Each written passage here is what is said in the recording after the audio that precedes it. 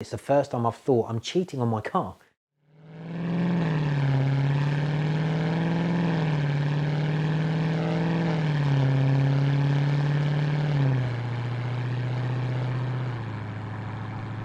My name's Mike. My car friends call me Moley or Mole. It's a nickname I've had for longer than I can remember now, but it's just kind of stuck.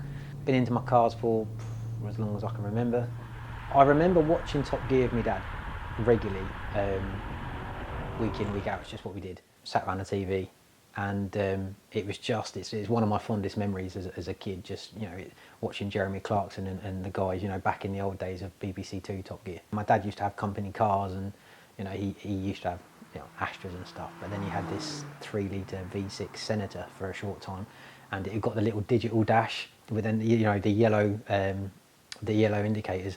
And I remember being sat in the back of that and just watching these digital numbers go up and being like, there was just something about that buzz, and I don't think that ever went away.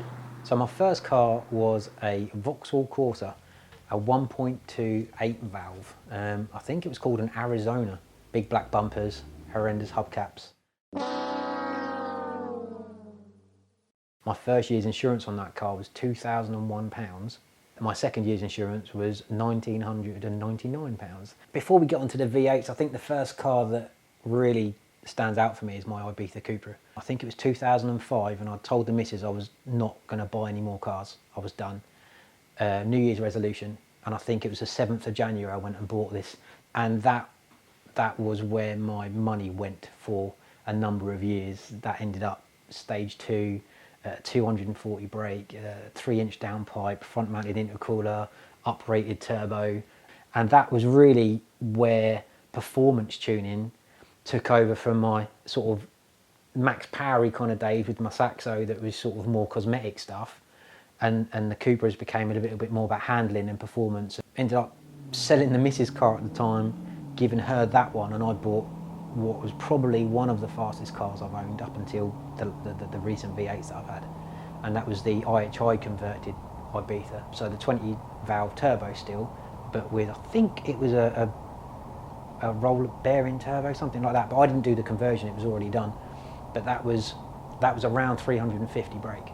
I had it 6 months and decided I was either going to die or lose my license. So I did the sensible thing and sold it, and sort of went back to, I think I went for a Leon then, a Cooper R, which is not necessarily sensible, but I think that started maybe a run of about 6 or 7 1.8 20-valve turbos that we went through, and then we ended up moving on with our lives and sort of looking at getting a house and getting married and stuff like that, so the toys had to be sold. I did that for a year, and then I said to her, something needs to change. That's when the Mustang idea kind of popped into my head, and that's where my V8 story sort of started.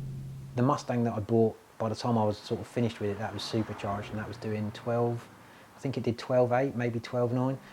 Anyone that's got a supercharger will know that noise is addictive. I had that Mustang for about 10 years. So yeah, the Mustang was great. That was really my baby. And then I sold it. But I went on a holiday to America, and we did Route 66. We'd reserved a Dodge Charger to do the trip in. And when we got to Hearts, they went, "We haven't got one of them. We can offer you a Ford Edge." I'm not doing Route 66 in the Ford Edge. But out the front of the Hearts place, they'd got a drop top, brand new V8 Camaro SS. I think it was an anniversary edition, maybe 50th anniversary edition. We just went, how much for the Camaro?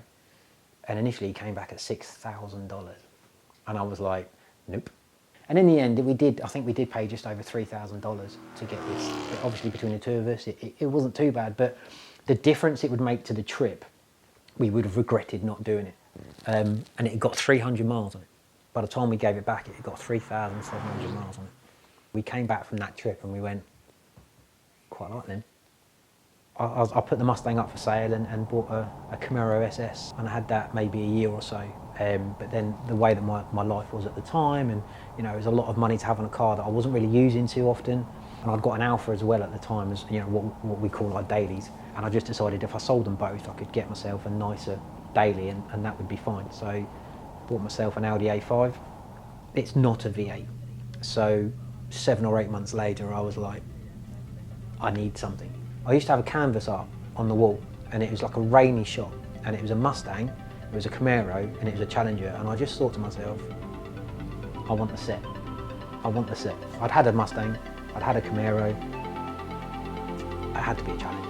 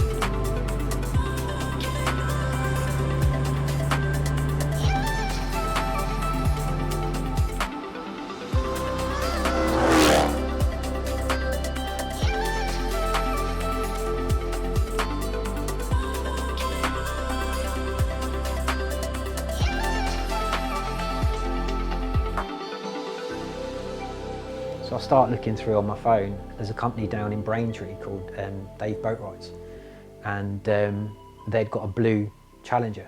They'd done full exhaust system with long tube headers, adjustable suspension, big brake kit, sway bars. I mean, they'd really done quite a lot of work to it, and it had got something called the classic appearance pack. So it had got the chrome wheels, it had got the chrome fuel filler cap, it had got the silver grills, and it just chrome wheels, blue cars. I love my red and black, as I've said, but there was something about this, and it was up for, you know, not bad money. Dodge in, I think 2012 or 2015, I can't remember, did like an update. The interior just got completely redone, so you've got an infotainment system, just a massive update. And I always wanted to move to one of those, but didn't know if the opportunity would arise. It's the 6.4 V8. It's the SRT model. I had a 5.7 before, so the smaller engine, but this is obviously the 6.4. The Hellcat comes with a 6.2, but obviously that's supercharged. This is a non-supercharged version. Stock figures are 485 horsepower and 475 pound-foot of torque.